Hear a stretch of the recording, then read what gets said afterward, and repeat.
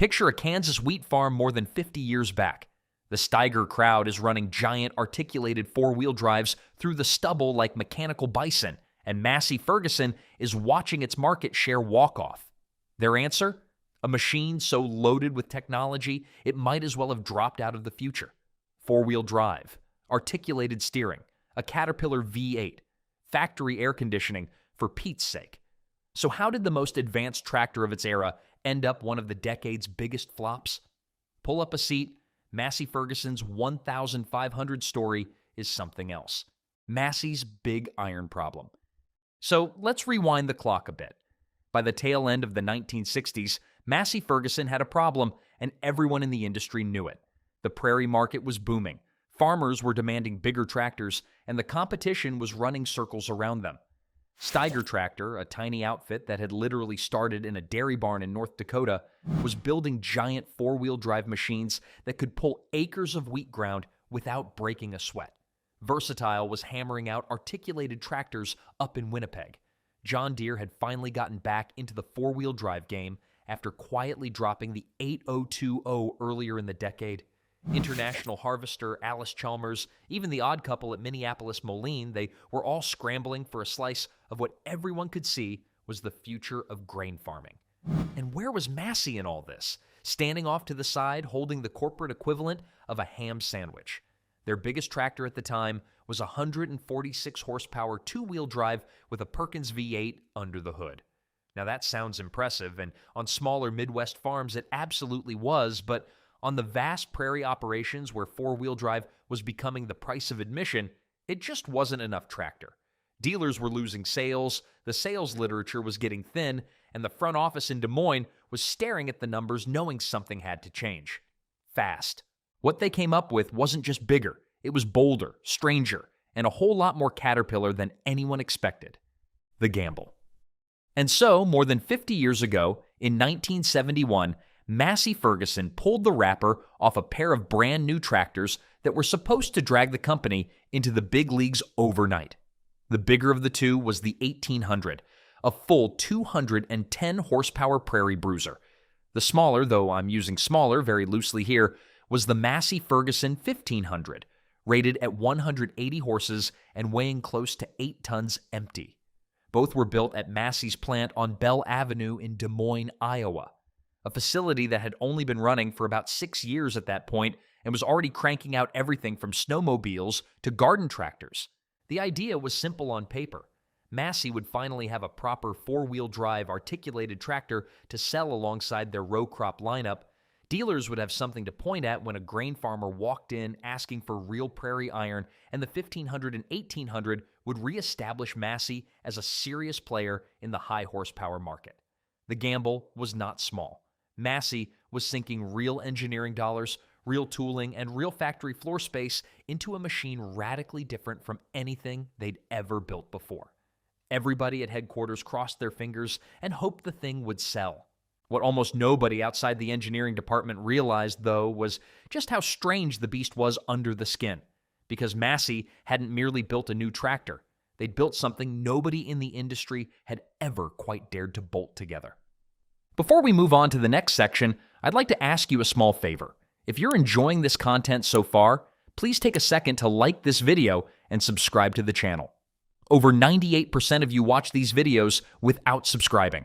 Imagine what we could accomplish if everyone subscribed. It costs you nothing, but it makes a huge difference to us. Thanks to all of you who do. The Cat V8 surprise. Let's pop the hood then, because this is where the Massey Ferguson 1500 starts to get genuinely weird. Most folks, seeing a Massey badge, would expect a Perkins diesel underneath. Perkins and Massey were practically married at that point.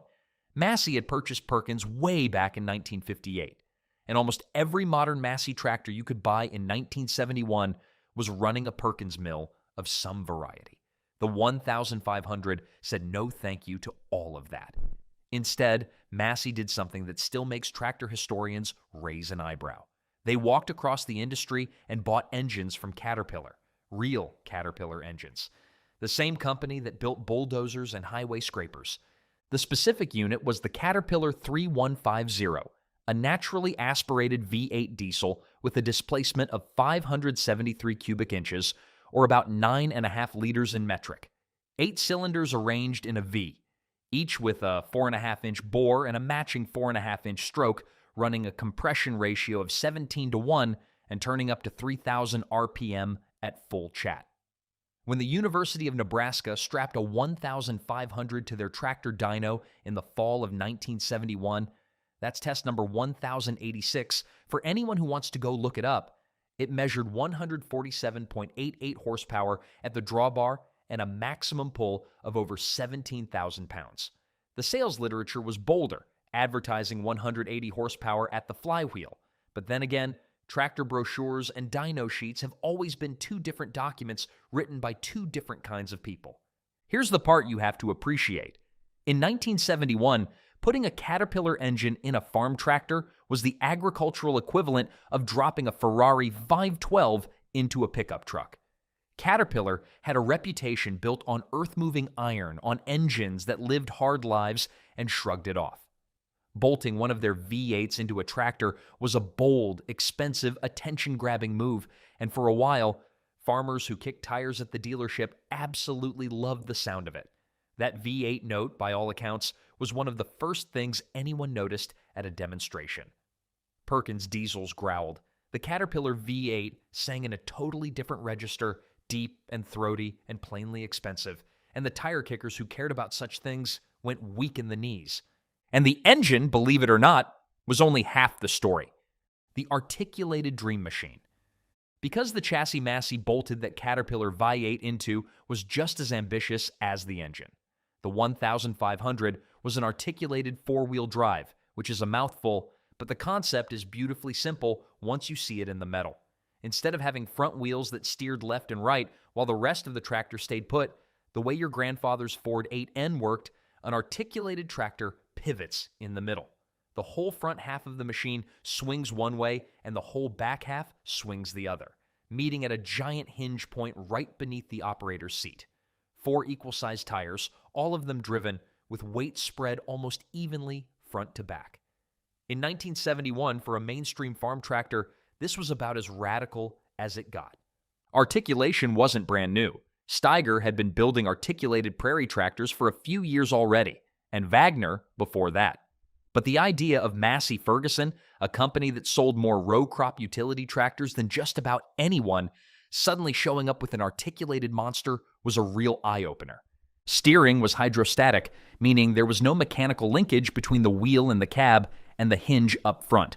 Turn the wheel, hydraulic fluid got shoved around, and the whole tractor bent like somebody doing yoga.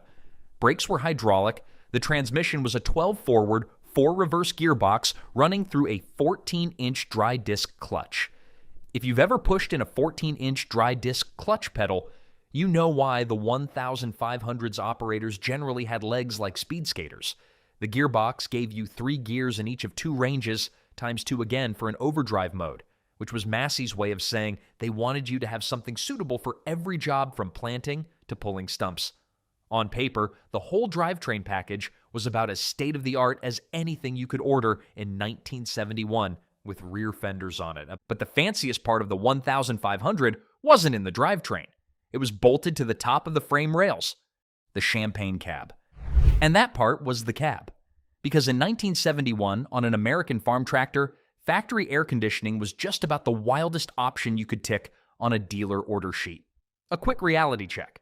Back then, most farmers were still doing a full day's work under an open canopy, chewing dust and sunshine in roughly equal amounts, with maybe a thermos of coffee and a straw hat between them and heat stroke.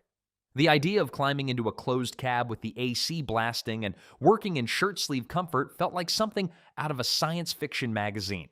A lot of the old-timers thought it was plain silly. What do you need air conditioning on a tractor for? Went the grumble at the coffee shop. When I was your age, we didn't even have fenders on the thing. But Massey's engineers knew the writing was on the wall. The future of farming was going to be about long hours in the seat, big acreages, and operator comfort that kept a man from quitting at 3 o'clock. The 1500's cab offered factory-integrated heat, factory-integrated air conditioning, real glass windows all around for visibility, a padded seat, and a genuinely quiet ride, or at least as quiet as anything with a 9.5-liter V8 under your elbow is ever going to be. It was, to borrow a phrase, ordering champagne with your meatloaf. Absolutely fancy, absolutely overkill by the standards of 1971 farming, and absolutely the direction everybody else in the industry was going to follow within a decade. And the view from up top was something else. The operator sat high, with the cab perched right over the articulation hinge, which gave you a commanding angle across the field, but also meant climbing aboard was a bit of a production.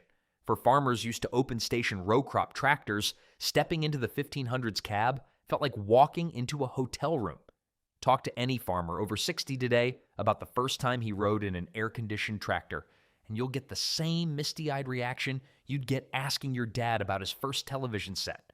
Which is exactly why, when the 1500 first rolled onto dealer lots, everybody thought they were watching a revolution.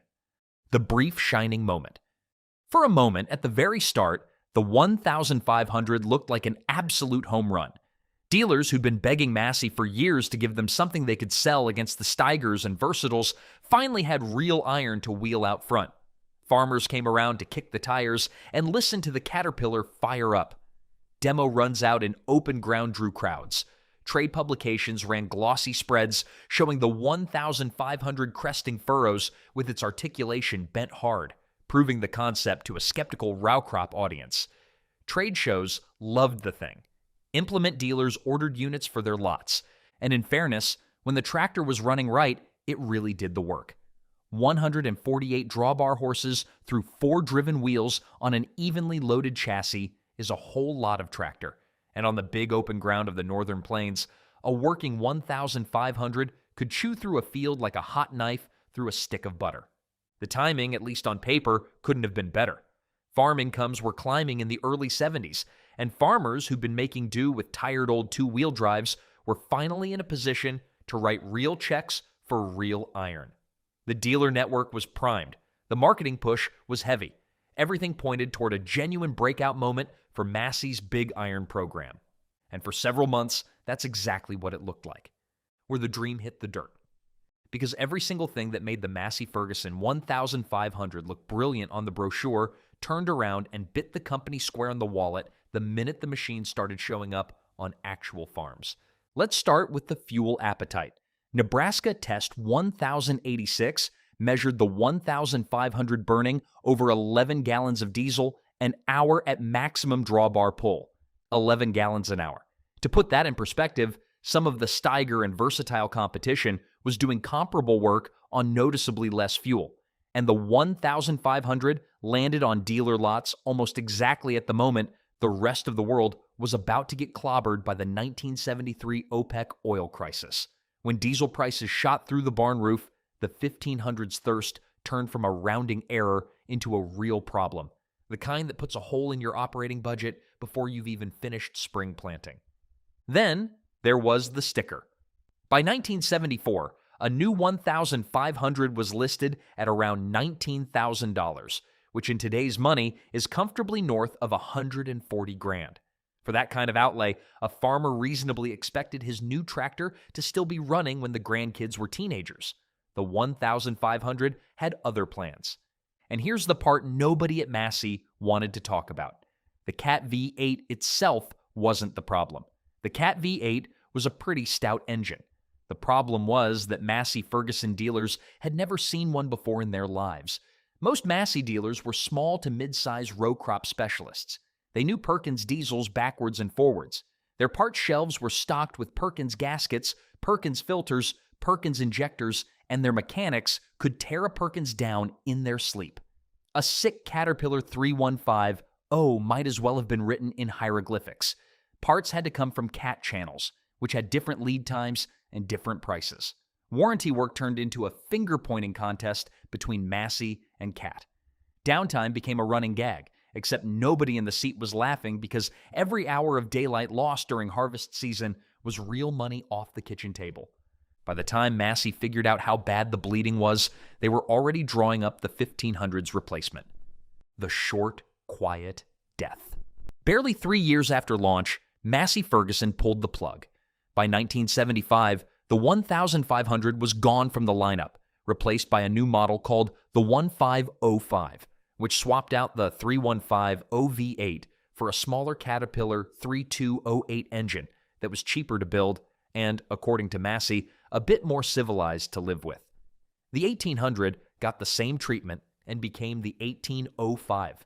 The Des Moines plant kept cranking out four-wheel drives through the late 70s, but the original 1500 slid into that awkward gray zone where a tractor is too new to be vintage and too rare to be valuable. A lot of them got parted out. A lot of them ended up behind machine sheds, slowly giving up their sheet metal to the weather. Massey Ferguson itself, by the way, was in serious trouble by the end of the decade.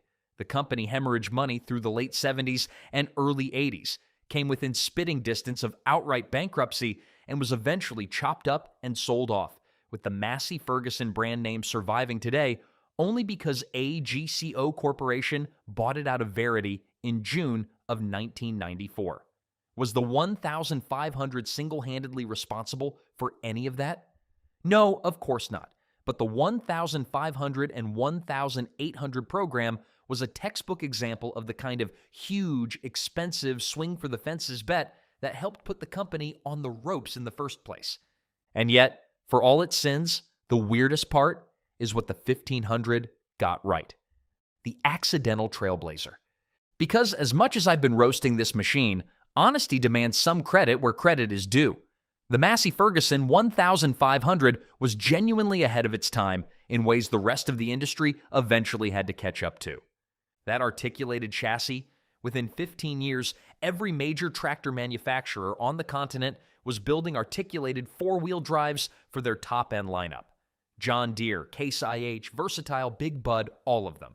By the 1990s, if you were shopping for serious prairie horsepower, articulation was the default, and Massey was out there selling the concept to row crop farmers in 1971.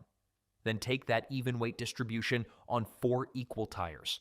Farmers and soil scientists eventually figured out this layout caused a lot less soil compaction than a nose-heavy 2-wheel drive. And by the end of the century, that thinking was agricultural gospel. Take the factory air conditioning, which was a punchline in 1971 and a non-negotiable must-have in 1981. And take that strange Caterpillar engine partnership, which felt like madness at the time but is now standard practice.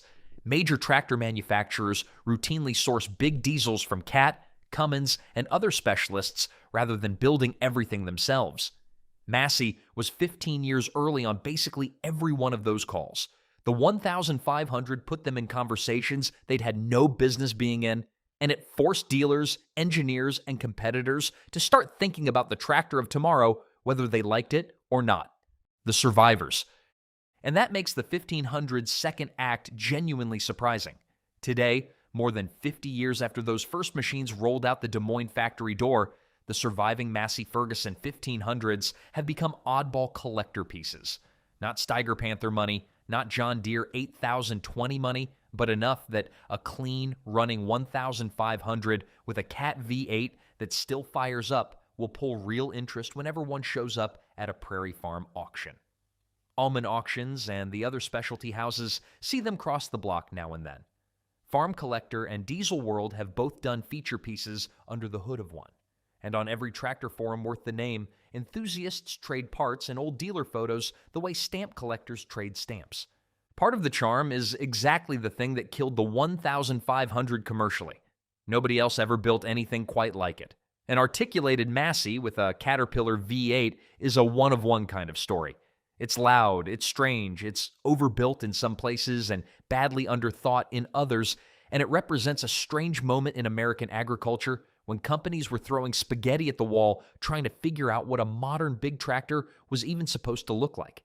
Jokes aside, there's something lovable about a machine that tried this hard and still ended up in the ditch. The 1500 is the tractor equivalent of a garage band nobody bought records from back then, but every serious collector name drops today. And that's the strange, sad, slightly glorious tale of the Massey Ferguson 1500, the most advanced tractor of its moment and one of the decade's quietest flops. Hope you found this video helpful and interesting.